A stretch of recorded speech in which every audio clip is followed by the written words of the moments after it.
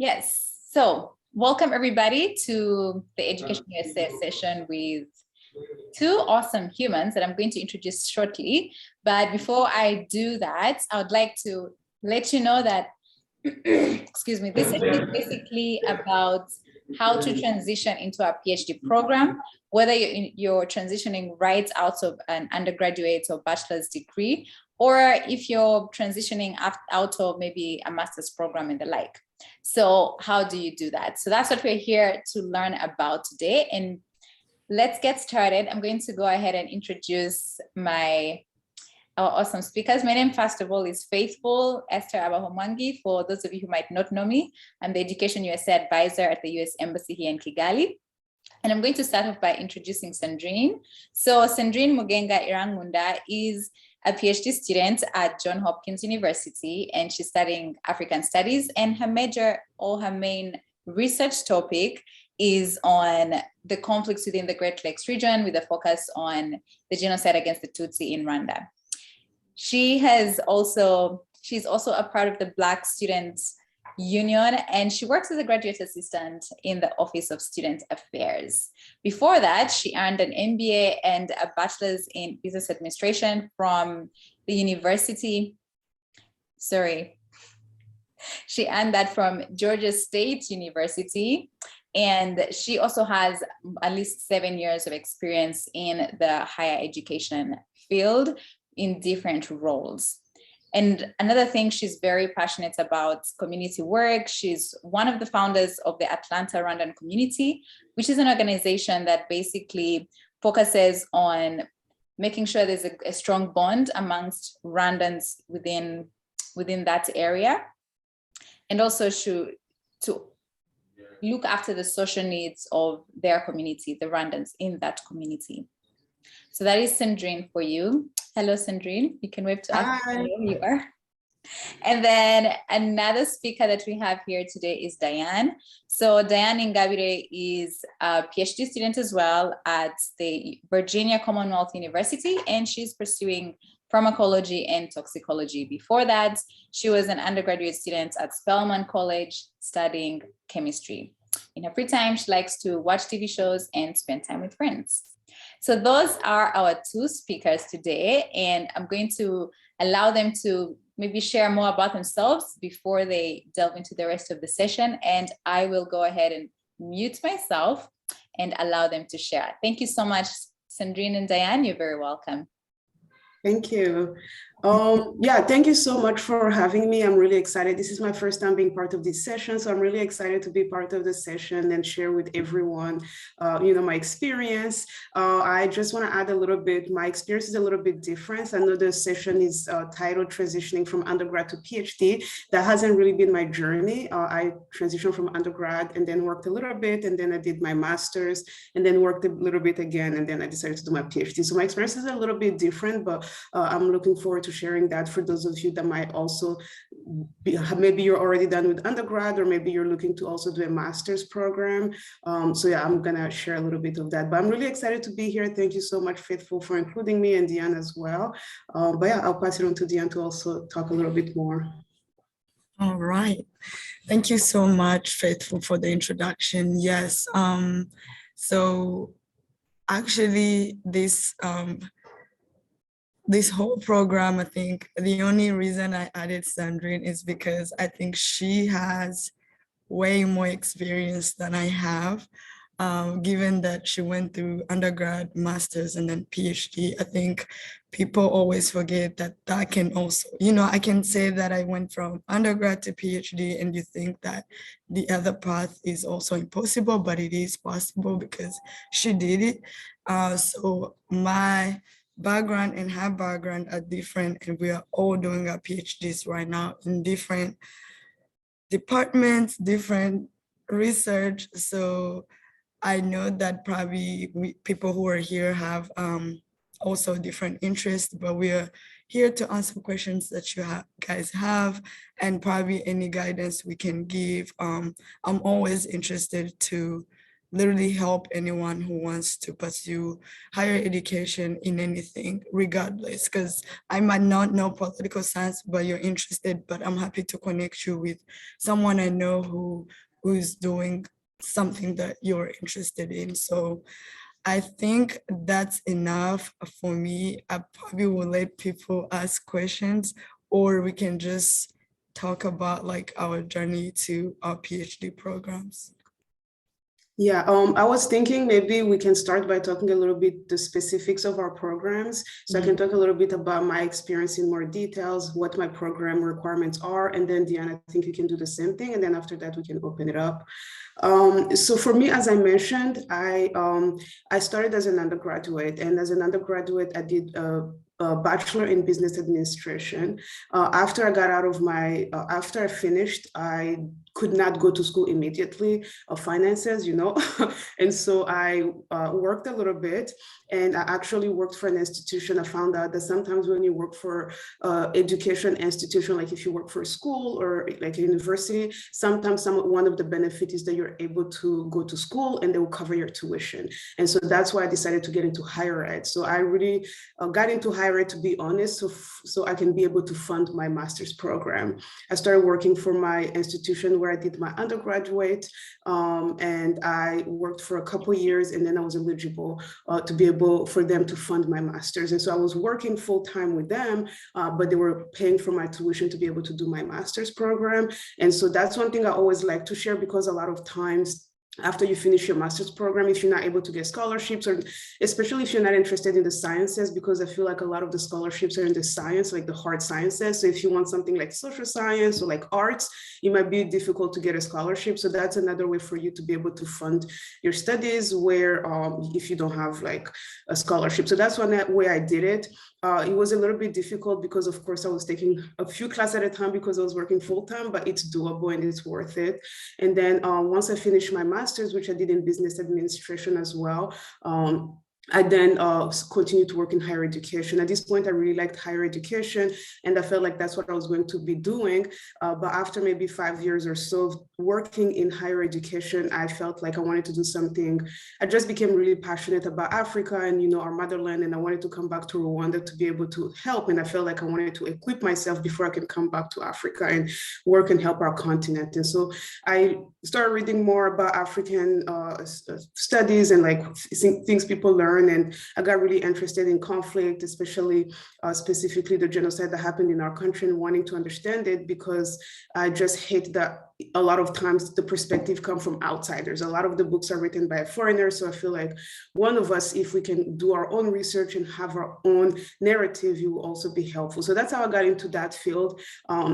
And I applied for a PhD program at Johns Hopkins. I honestly did not know if I was going to get in, because I didn't have any background in political science, but I was really passionate, and I worked really hard on my application and my writing sample, and I got accepted. And so a lot of the programs, what I really liked is a lot of the programs I looked at are fully funded. So at the PhD level, you don't really have to worry much about tuition as you would on the master's level, because a lot of the programs are funded. I mean, you're not going to be balling and super rich, but you're going to be able to pay your bills, and you're going to be able to be okay during that time. So that's what I'm doing. This is my first year. So I mean, I will share, you know, it's been tough, but I think it's a worth it journey, and I'm sure I will gain more experience as I go. But that's been my experience getting to the PhD program. So as I mentioned, my PhD program, you have to have a master's degree. So the requirement for that program is that you have to have an undergrad, of course, and they also want you to have a master's in political science or some kind of like social.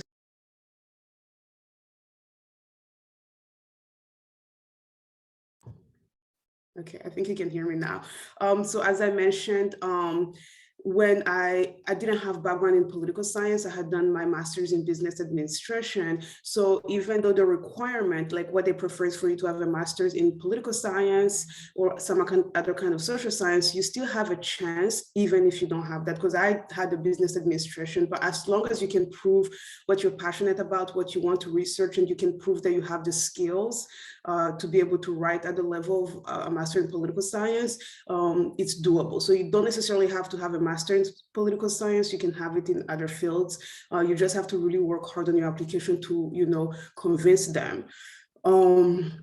So that's one of the requirements. I know the other requirement is that they require you to give, of course, you have to do your online application, you submit a resume just to show your work experience. My program does not require professional experience, but they have, for example, another program called the DIA, it's a Doctor of International Affairs, where you actually have to have 5 to 7 years of professional experience. So if you're someone here on this call who already has work experience, that could be a different track for you. But for me, I didn't have any experience in that field. So that's why I chose the other program. So no professional experience needed, but you still have to provide your resume and then a statement of purpose where you basically write about why you want to be in this program, how you're going to contribute to this program.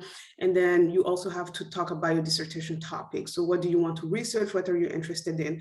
Of course, you might not know the details. Like I know what I'm interested in. It's a very broad. So when you say conflict, it's so broad. So as you do more reading, as you take more classes, it becomes more specific.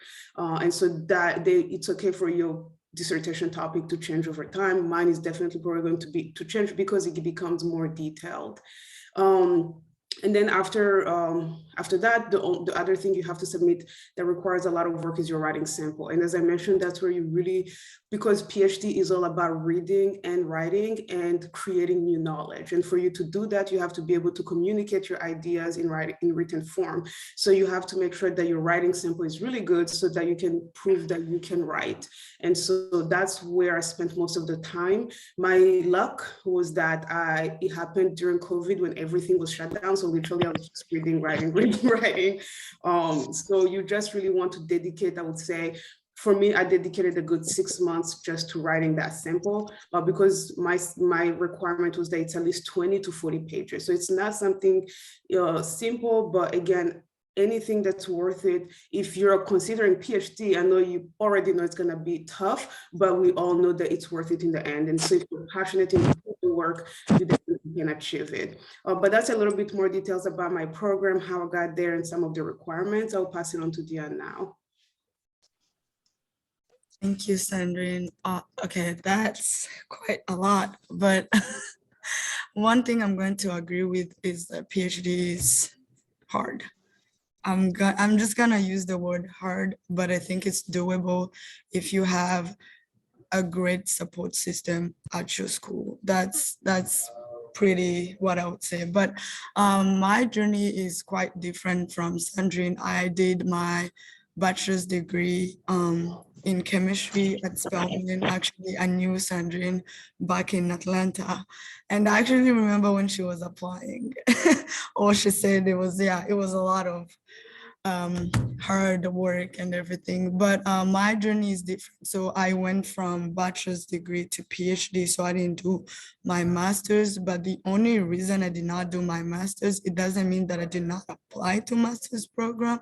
I actually did, but I actually applied to more masters than I did PhD, but I ended up getting into my master's program with no hopefully this is not loud, I'm in a common place, but I didn't get any financial aid for all the 5 schools I got into.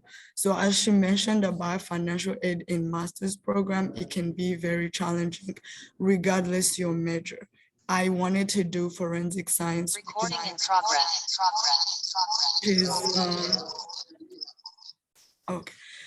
Which is like more science than anything, but I didn't get financial aid. So masters in the United States, I'm not saying it's not possible to get financial aid, but it's really hard. But there are opportunities that you can get into master's program, and you can be able to work on that university, and you'll be able to pay for your tuition. I'm not sure about the living costs, but I know it's possible that you can get jobs on campus that can cover your tuition and living costs. But personally, I was not trying to be in a position where I am not able to like cover my living costs, and then I have to probably ask somebody or you know, it's also hard for us to work in the United States if you were an international student. You cannot just go out and find a job. So you have to think about that. So I ended up getting into PhD programs. As Sandrine mentioned, most of PhD programs here are fully funded, and like the tuition's paid. Sometimes your health insurance is paid, and then you get a stipend, and you can use that stipend, you know, for your living cost. You're not gonna be rich, yeah, no, but you're going to survive. You're going to be able to pay your rent and your food, and probably do something fun sometimes. So it is okay. So my PhD right now, I think applying wise is the same. You have to have your resume down, very detailed, and it needs to focus. I was applying to pharmacology and toxicology, so I had to show the science background, like my research, and science conferences where I did presentations. So it has to be detailed, and you have to show that you have a background. Mostly research background is very important if you want to do a PhD in sciences. They're going to require you to at least have an experience in a wet lab, and that can be so if you're transitioning from undergrad, please make sure you have that experience of a wet lab. You know, you don't have to be an expert, but you know how to use a pipette, you know, small things like those. So I had to write my personal statement. It was different for me because our personal statement are really not long. I'm just showing them where my interest came from, the program I'm interested in, why I'm interested in that program. And sometimes you can mention like the professors you want to work with, right? So it's like, hey, I'm interested to work with this person because their research is interesting. But guess what?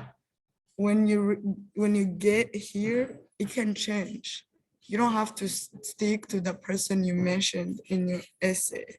You have to explore other options that are here, and then you can switch, or you can stay to the person you mentioned.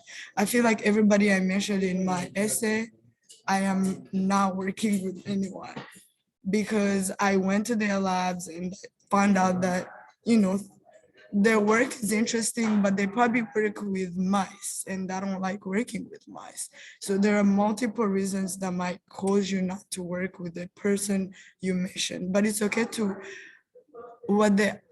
your application needs to show that you know what you want, at least you have an idea. So my essay was literally like 300 words. So it's not a 6-page essay. It's the same essay that I probably wrote when I went from high school to undergrad, but I just had to add like different things because it's a different application, but it's the same requirement. So when I got into my PhD, I mean, when I got here, I'm still a first year.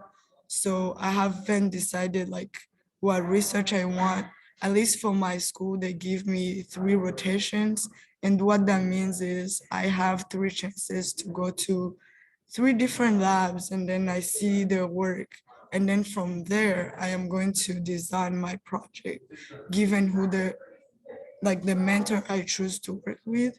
Then I'm going to be able to design a project given what the lab does. So I think that's enough details, I think, that I've given about my program, but it's going to be the same across most PhDs in sciences. I don't think it will change a lot. Yeah. And one thing I wanted to add is that, of course, we're speaking specifically about our own experience. Like I'm doing a PhD in African Studies at Johns Hopkins, and she's doing pharmacology somewhere else. So every school, of course, is going to have specific details that are different. So when I was looking at different programs, some of them might require this number of pages for your application. So this is more like a big picture of how it would look like. But of course, when you're going to apply to your specific institution that you're interested in, you're going to have to read the details exactly of what they need and do that. One thing I forgot to mention, and I think Diane also didn't mention it, but I know she needed this, recommendation letters. That's one thing that's very difficult, or at least that was very difficult for me because it's out of your hands. Like you can do your application, do your papers, do everything, and then you have to wait for someone else to do your recommendation letter, and you need those. You need at least, like for me, I needed 2 recommendation letters. And again, as Diane mentioned, most of the time you apply to more than one school. You're not only going to apply to one school because you don't know if you're going to be accepted, so you have to apply to multiple schools. And so sometimes you have to ask different people to provide the recommendation letters. They might forget, so you really have to be on top of that. So that's one thing. If you're still in school right now, or even if you're out, just maintaining those relationships with professors, with your network, people that you think, the people who are your mentors, people who like you look up to, just kind of keeping that relationship with them. So when you need those recommendation letters, you can feel more comfortable going to them. It was really difficult for me because I had been out of school for like 4 years. And so going back and being like, hey, do you remember me? It was like, that's one thing I wish I had done differently. So for you, since you're still kind of at that level, just like make sure that you keep in touch with your professor, your mentors, your role model, whoever you can think is gonna write a recommendation letter for you.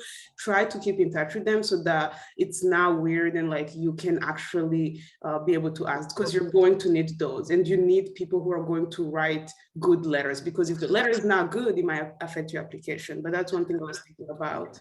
Yeah, I definitely forgot, but I requested to submit 3 letters of recommendations, and so for me it was not hard because when I applied, I was still in school, so I still had my professors to write recommendation.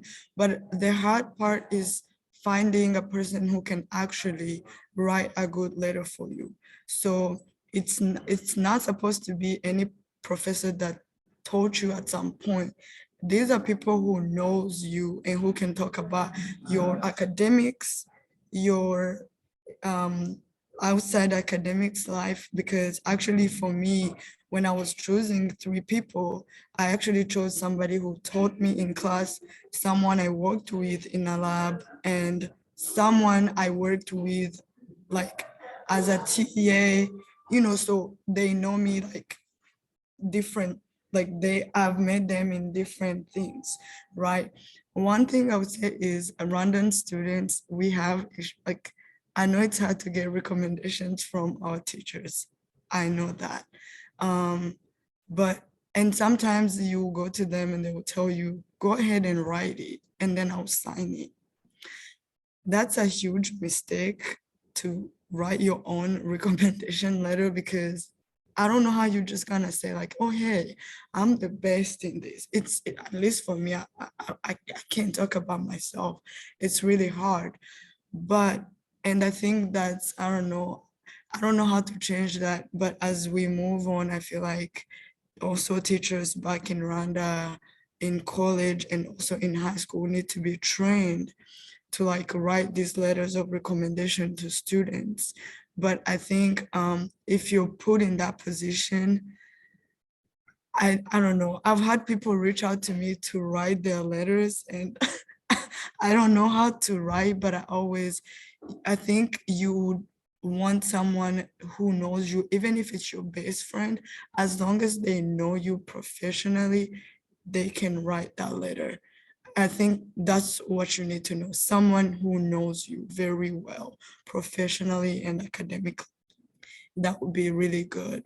I don't know how that works with recommendation, but I know it's been hard because I worked with Faithful for students that were applying to colleges here, and I know they had issues getting recommendation letters. Also, if you want to apply for PhDs, deadlines are always December 1st and to January 15th. please do not start it's not even about PhD. If you're applying for undergrad, always give yourself 4 months. I always say at least 4 months to do your applications. You might think that is a lot, but it took me 5 months actually for me to work through everything. So always give yourself time, because if you start a month before and then you have like 5 essays to go through, it will be very stressful. And so I think the application process, we've talked enough about it. I think now we can talk a little bit about what we study, because I think, I mean, not the details, but I think one thing we wanted to talk about is like what kind of advice we would give. And me, one advice that I would definitely give people so far in my 1 year that I've been doing this PhD is that you have to love what you're studying, because PhD program requires a lot of dedication. You have to read and read and read and read again. So basically your life is going to be about reading. And so if you're reading about something that doesn't interest you, I think it's going to be harder to get through. So you want to choose something that you're passionate about. Of course, you're not going to love, like I love Africa, I love Rwanda. Like right now I'm taking a class on Rwanda, Burundi, and Congo, and I love it. But even some of the papers I have to read are still very technical. It's about statistics and it's not as fun. So you're still not going to love everything you're reading, because some of it might be more technical and you're not technical, or maybe you love math and statistics and you love those and you might not love the other papers that are more like less mathematical. So either way, you have to love the topic, because if you're just choosing something just because you feel like you need to do a PhD or just because this is the way to go, I wouldn't recommend it. It just requires a lot of dedication. And so if you don't love what you're studying or you don't have any passion, I think it's going to be way more difficult. And it might make it harder for you to finish and be successful. But if you choose something that you're passionate about, it's still going to be hard, but because you're passionate about it, it's going to make it a little bit easier to do it. Okay, yeah, so, okay, I guess I'll just first say undergrad, for people who are probably transitioning to undergrad, is that if you're coming to the US in undergrad, mostly the liberal arts colleges, I think it's okay if you like chemistry or if you like engineering or if you like political science. It's okay to come here, and most liberal arts colleges here, they will give you a 1 year of you just being undecided on a major. So it's okay to, you know, go to different majors or take different classes and see what you like. So for undergrad, it's easy. Personally, I came here, like when I came, I wanted to do biochemistry and I took a biology class and I was like, no. So I switched to chemistry. I know people who came here doing like architecture and they ended up doing like French, right? So in undergrad, I would say take classes and let those classes tell you what you like. But I knew I wanted sciences, so that's why I never went from biochem to like political science. So also knowing what you like makes your life easy, but it's okay to like switch, it's fine. For PhD, as Sandrine mentioned, it's reading. At least for her, she needs to read a lot.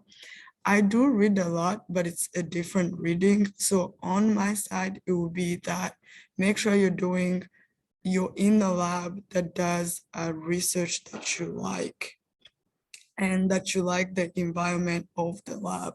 You need to care about the people you work with, because if you don't like them, they'll make your life miserable. Actually, your life will be miserable, and you have 5 years of school and you really want to know that the environment is really good.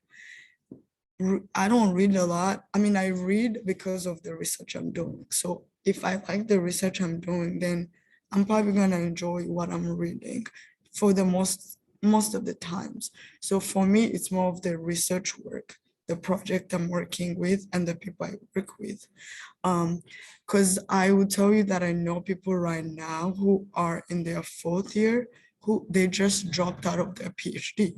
They literally had 1 more year to finish, but they just dropped because they didn't like the project. They didn't like the environment.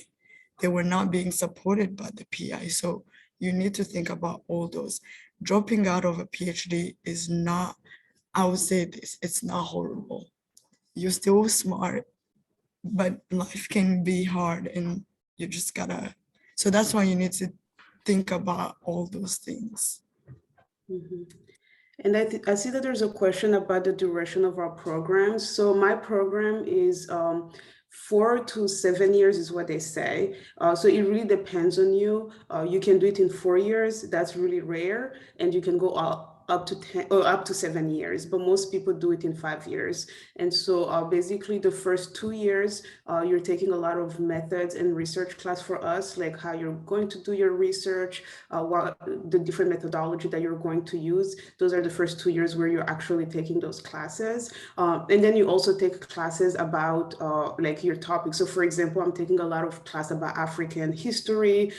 Even though I'm from Rwanda, literally I only know about Rwanda. That's one thing I realized, and I felt so like ignorant, because I was like, oh, I thought I knew, but yeah, I didn't know much. And so now I'm learning about Burundi, about Congo, and like different regions, and just Africa in general, like West Africa. So you take class, like me, for my program, I have to take a few classes about my research topic, but that's up to me. I decide how many classes I want to take. I can choose to take one class, or I can choose to take like 5 more. So it's really up to what you're researching.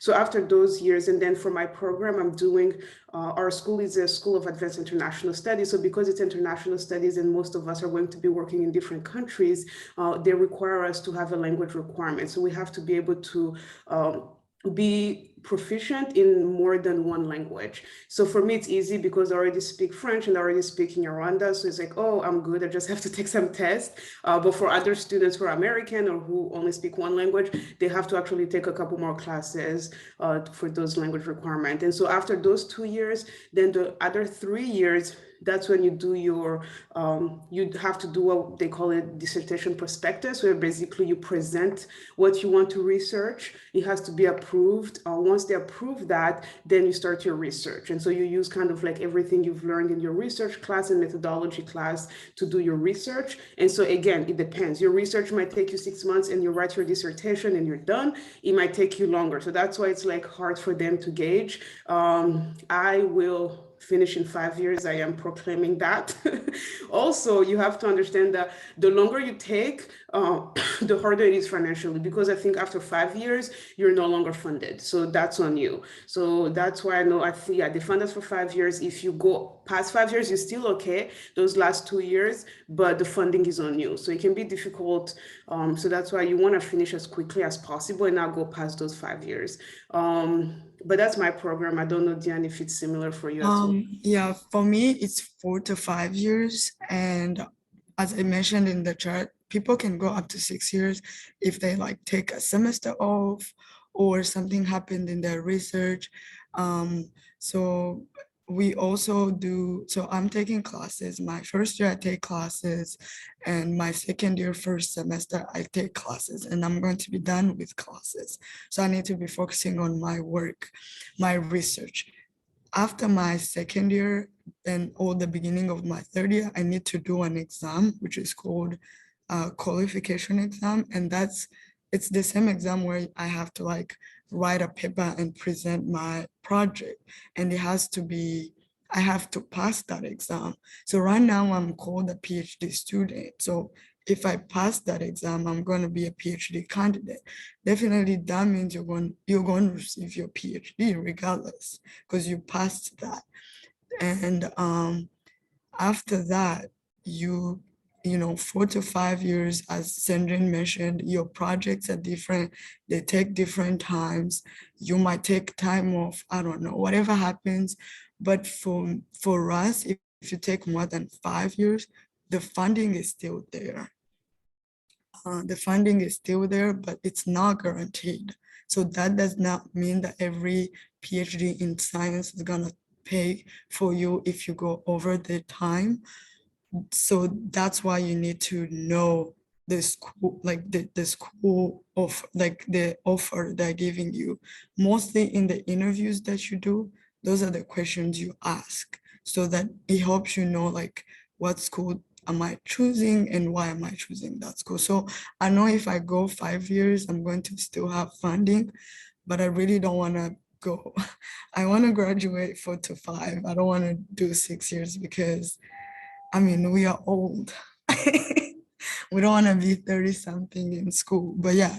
So that's what it is.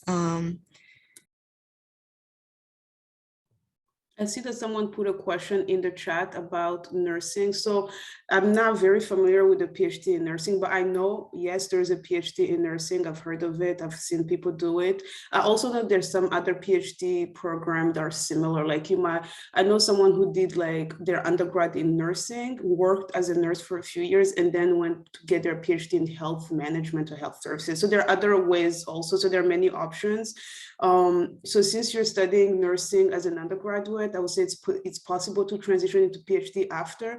I know a lot of the hard sciences, you definitely, like at my school at Johns Hopkins, everyone who's doing sciences like what Diane is doing, most of them come from undergrad. So most of those kind of sciences like nursing, I'm pretty sure after undergraduate, you can transition. I think someone is unmuted. So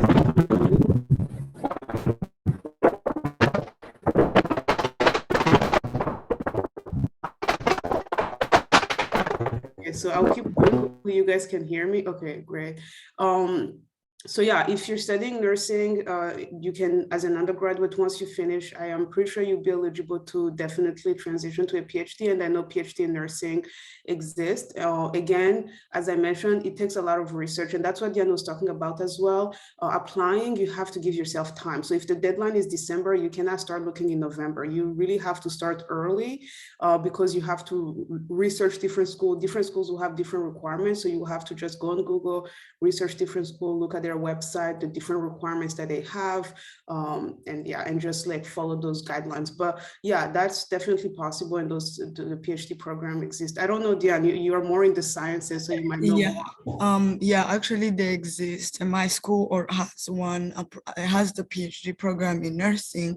But one thing I'm gonna say is, what you need to understand why you need to do a PhD in nursing, because that means you're coming to the research side of nursing most highly. So if you wanted to work in a hospital, you probably don't want to do PhD in nursing because it doesn't relate to that. But if you want to do research on the nursing side, then PhD makes sense. So PhDs are there. I would say Johns Hopkins will have one, where Sandrine is. A bunch of schools have PhD in nursing. You need to, if you're in Rwanda, let me tell you this, because I know application process, given where like our country, our education, give yourself probably 7 months of thinking about this, because you need to know the schools, you need to know the requirements. Mind you, if you're in Rwanda, you need to take TOEFL, which is the English language, or IELTS. So you need to give yourself time. You need to study for those exams and take them and then apply. So don't start thinking about that when application is approaching. You cannot do that. I know GRE is that is a graduate, what is GRE? Graduate education something. Graduate record examination. Yeah, that one. But I would say that the science programs right now are removing GRE requirements. Most schools are removing GRE requirements because they found out that it doesn't really tell much about the student. So I applied to school that did not require GRE because I did not want to take GRE. So those are all the things you need to think about. Do I want to take this test? Do I not want to take this test? Does this school require the test? So then let me take off my list. So it's a lot of thinking and tailing up everything we mentioned before: your resume, your recommendation, your essays. So yeah, but they exist. And what I was going to add to that is that I did, actually, that's a good point. We forgot to talk about the test. I did take a GRE test because the schools I was applying, they were all requiring them, but I agree with you. I think most of them are moving away from it. So by the time you apply, hopefully they will have moved away and you don't have to do it. And the TOEFL is another one to definitely also think about. So I see that there's a question here about the possibility of doing a PhD program if you're working on medical imaging sciences. Again, I don't know specifically about that field, but I think one thing you have to know is that regardless of what you studied in undergrad, you can do a PhD. So unless you know specifically what you want to do. So let's say you do medical imaging sciences and then you want to do a PhD in something different that's still in the sciences, you most likely can apply. So you would have to kind of just research the programs that you're interested in and just kind of go with those requirements. Another point I wanted to focus on that Diane mentioned is the PhD. Why would you do a PhD? And that's one thing that you really have to learn. And that I had to do a little research as well before I applied. The PhD, like a PhD, if you're doing a PhD, is because you want to do research or you want to teach. Those are really the reason. If you want to work in a field, most of the time you don't. So for example, for me, I was doing business. Some people get a doctorate, a PhD in business.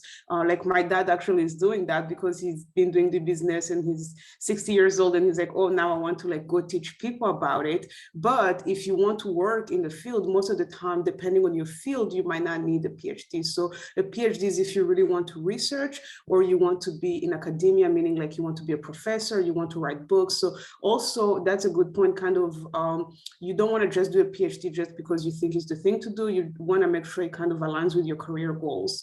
If you're still in undergraduate, you might not know what you want specifically, like you guys are still young probably. So like when I did undergrad, I really didn't know much. It just was like, oh, I want to do a nonprofit organization, which I still want to do, but again, there are many ways to go about that. So just make sure you kind of know what your career goals are gonna be, and then kind of do that. But Diane, I think you probably have more to say about the medical. Yeah, about medical imaging sciences, I don't know much about that, but what comes in my mind is instrumentation. Like it's just like MRI and all those that I would think about that. So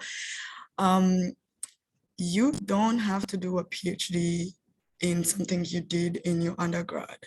I did chemistry, I'm doing pharmacology and toxicology. I know it's related, but my interest came from the fact that I wanted to do forensic science back when I was in high school. I wanted to do forensic science and did not get money in, in masters in forensic science, but I know me like doing pharmacology and toxicology, I can still end up doing like forensics toxicology. So I think know what you want to do. It's okay to give yourself time. You don't have to transition from undergrad to PhD or master's. You can take time to work and come back. It's fine. I actually took time off when I finished high school. For me, it was when I finished high school, but because I wanted to see actually, do I want to do forensic science? And I found internship in Rwanda in the forensics lab. So give yourself time or read more about careers you can do and then see what's interesting, right? So I would not recommend you to focus on what you're doing in your undergrad to base on your master's or your PhD. Is really what is your interest. And as for PhD, it is research and it is academia.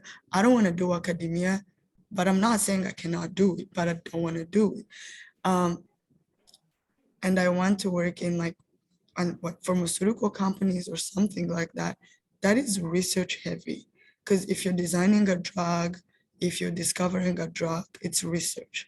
So know that PhD is not gonna be, the profession is you being in academia or doing research. So as I was telling the person who's doing nursing, I'm no one to tell you what to do, but if you know that you don't want to do research, please work as a nurse in a hospital.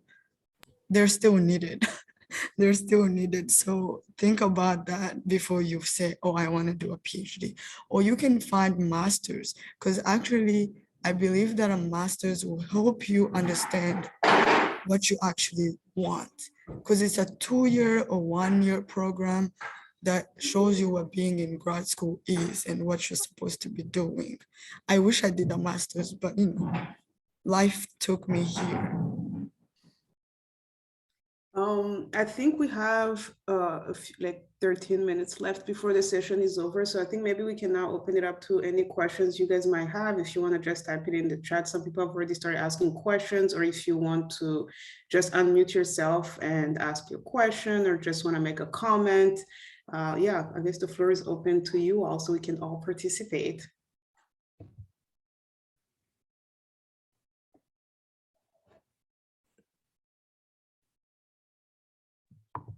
Anybody, feel free, guys. Feel free to ask your questions. I really like what you guys have said. First of all, find out your why for wanting to pursue this PhD. Otherwise, you don't want the next 5 years of your life to be miserable. And it also sounds like different programs at the end of the day have required different things. And so maybe Sandrine and Diane don't have the answers about every single one of the PhD programs you're interested in, but we've shared some resources in the chat. Please use those resources to just find out about schools for, grad school, whether it's, your master's or your PhD program, and then reach out to those specific schools to find out what programs they offer. Do they offer what you really, really want to study? Like someone talks about, is it medical or imaging? So find out what school has that, and then find out what requirements. I like Diane's approach of, I didn't want to do the GRE, so I looked for schools that didn't require GRE. You need to, but you can only find out that information from like the school website, right? So be bold and don't, shy away from these school websites. Feel free to, do as much research. You're getting into the whole research realm in PhD, you may as well start before. So if you have a question, please feel free to ask. Thank you very much. I do have a question called Anatole, created here in Rwanda. So I really want to hear from you about the starting point. Somebody's in need of joining a master's degree or doing a PhD degree, but the more information is shared, it's really hard for us to understand. She can start to navigate, technology sometimes spread a lot of junks. It's hard to understand that this is a real truth. So now I want you starting point you can share to us, and maybe kind of based on that to keep follow in achieving academic how to achieve. Thank you. Okay, so the question was the starting point, right? To achieve like PhD or a master's, right? Yeah. I think, as we mentioned, I think the starting point is knowing your why. Like, why do I want to apply to this program specifically? Or why do I want to contribute to this crazy world, right? Like Sandrine is interested in, Africa, Rwanda, just, you need to know exactly what are you interested in and why you want to do this. I know I'm interested in forensic science, forensic toxicology, drug development, drug discovery, drug delivery. So I knew those points, and that's because, drug development is something we need every day, right? So, or knowing the toxicity of a drug, why do we need to take this drug or why not? So I knew those reasons. So that's why I found programs that can orient me to that direction in the future by any chances, right? And also I would say that go to school's website and see what they're offering and see if these are the things you really want to you know, tackle, if this is the things you want to study, or if if you meet the school's requirements. Because if you don't meet schools as Sandrine mentioned, some program require work experience. So if you don't meet that, why would you apply to that school, right? So I guess for me, since I transitioned from bachelor's degree to PhD, it was mostly, I was driven by the fact that I wanted to be professional, like to have a one-side knowledge, because chemistry is so broad, right? I can go and work in a lab, but I really don't have any like specific knowledge that I have. So that's why I was like, you know, I want to do this, so let me go and be trained. Okay. So yeah, so Sandrine, I guess you can. Now, so what I was going to add is that one thing that helped me is to-do list, or like a checklist. And so I think the starting point would be a checklist of everything that you need to do. And the first thing on the checklist is, what do I want to do? And that's a hard question, and you might not know the answer 100%, but you kind of, if you are at the level where you're thinking about a PhD program, if you're undergrad, you can just go through your undergrad and then decide after that. But if you're at the level where you're thinking of going to the PhD, the number one thing on the checklist is, what do I want to do? And so you can choose, I want to work for like the UN, World Bank, Rwanda government, or I want to work African Union. So those are the things I wanted to do.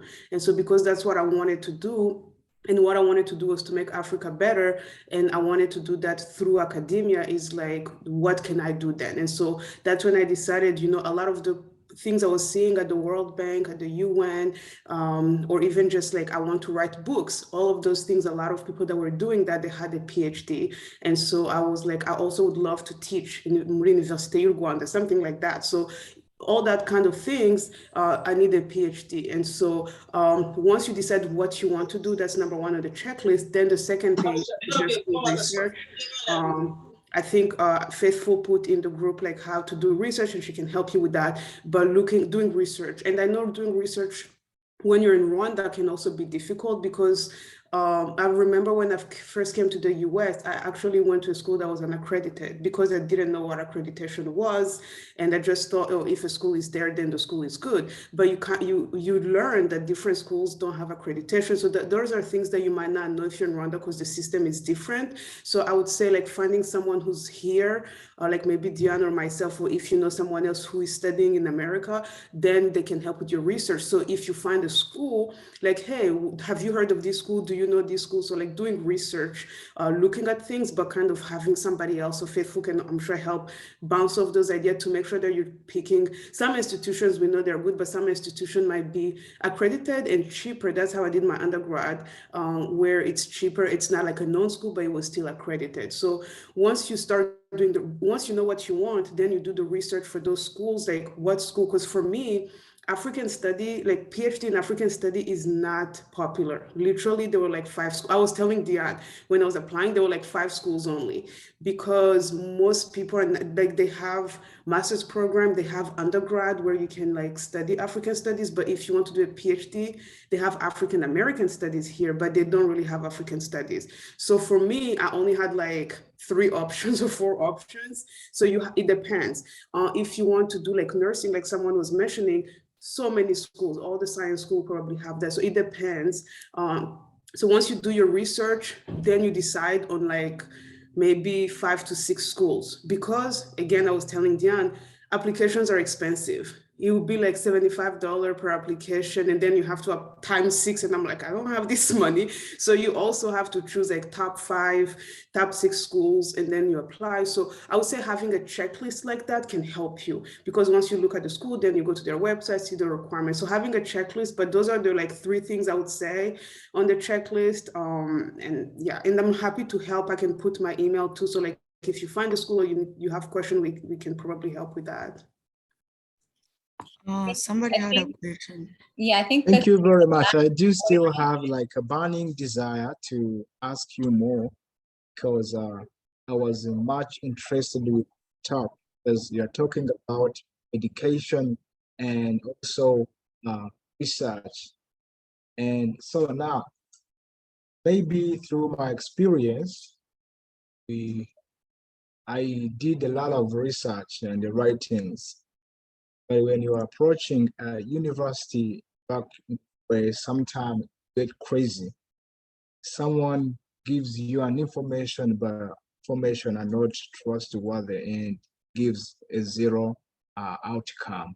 And I'm like, since you organized this event to share some deep information, if someone is really having material as a researcher or he wants to pursue PhD combined with the research in Africa or somewhere else, what do you really feel like you can support that person? As you mentioned, I think to join any fund, it requires the funds to learn about it and get to feel like this is mine, pursue it. So I'm probably everyone is aware of humanitarian life and the application or some like research or to and that's the team. So help me to feel like this is the package path to deliver to us, and then everyone, it will be easier to know that okay, this is the right time to connect to her, and she guided me in the process because maybe you are doing a forensic, as you said. I'm interested in that. I will be good to connect to you. Then I can in the process plus your experience to let me get what I want to get. So please help me to have the real information about how some can start, because on the internet and the school website, there is a lot of junks, a lot. Okay. So yeah. I think that might be like, I think that might be like another whole session, like to take through people on like how you navigate. Like, I agree with you, navigating school websites is really hard. I actually wanted to apply in schools in Europe too, but I ended up not applying because I'll go on a website and I'll just get like literally no information or just like less information. Or it's because I didn't know how to navigate their website as a school. So I think that is correct. I agree that navigating schools' website can be challenging, or even knowing exactly what you're looking for can be challenging. But I mean, that's why like sessions like this are there. And I talk to Faithful a lot, so it can be another session really. She arranges a lot of sessions. So I mean, personally, I'm willing to just be there and take people through something like that. I know it can be hard, but that's why we are here. And that's why, like, I mean, there are also people in Rwanda that can help, but most of us who got chances to come to school here and went through the application on ourselves. And we are happy to help if you reach out through an email or a phone call. I worked with like a lot of students applying to undergrad here, so it wouldn't be an issue to have like a Zoom call and then I take you through something like that. And I think Sandrine is also like available to do that. Our time zones and work can be hard, but it's a matter of communicating and then you can arrange that. Thank you so much for offering that, Diane, and even Sandrine. So let's take just the last question before we move on. And Anatole, I dropped my number in the chat as well, so feel free to reach out. So Benjamin had a question that as a fresh graduate who doesn't have experience, how will transitioning directly into a PhD program work if most PhD programs require to see work experience? We'll take the last question and then close. Yeah, so I think, Benjamin, that's not actually very accurate. A lot of programs don't require work experience. So like my program, specifically is no work experience required. The only thing that's required is that you have an undergrad and a master's degree. And then there are a lot of programs also where you just have to have an undergraduate degree. So work experience is not always required. Some programs will require work experience, but I would not say that's the majority of the program. There are many, many programs that don't require work experience, especially if it's a program that take undergraduate students. They know you haven't had time to work. Like they understand that you just finished your undergrad and now you're going to your PhD. They know you're not working. I mean, as Diane said, you might want to work like in a lab at school, depending on what you want. But for my program, and my program, by the way, is really for professional. Most of the people in my class are professional people who have work experience, but it's not required. I don't have any work experience in the field. I just worked in higher ed, but that's irrelevant, really. So my program, no work experience. Many people I know that do their PhD, they don't require work experience. So I don't think you should worry about that. A lot of programs you'll find don't require that. Yeah, work experience, no, because I came from undergrad. I didn't have any work experience. One thing I would say that going to undergrad in the US, it gives us more opportunities to do like research, like on other schools, or you work in industries. So I personally had chances to do research throughout my bachelor's degree on my campus or off campus. So that can be considered as a work experience. But as long as you're applying in, at least for sciences, as long as you have a wet lab experience, which if you went to school in college for bachelor, you've worked in a lab. So that's all you need. As long as you can convey your interest and convince them that you're a good candidate, then that's it. Thank you so much for sharing that info. Sandrine, you had said you wanted to share your email, so feel free to drop it in the chat if that's all right. And yeah, I'll drop it right now. Yes, and thank you so much once again, everybody, for showing up. Unfortunately, because of time, we're not able to take all your questions, but now you have our contacts, so please feel free to reach out. Okay. Yes. Okay. Thank you so much, Diane. Thank you so much, Sandrine. We are going to go ahead and close this session in a bit. I'll give you a moment to write down those emails before I close the session, so that those messages don't disappear. Okay. Otherwise, thank you so much once again, Diane and Sandrine, and we look forward to hopefully having you back on one of these sessions in the future. Yes. Yeah, thanks. Thank you so much for having us. Yeah, and thank you for everyone who are here for this whole hour and dedicated your time. Hopefully this was helpful. True. Right. Okay. Thank you. Bye. If you've all written the email, I'm going to end the session. Goodbye. So, yeah, feel free to email us if you have any other questions. We can help.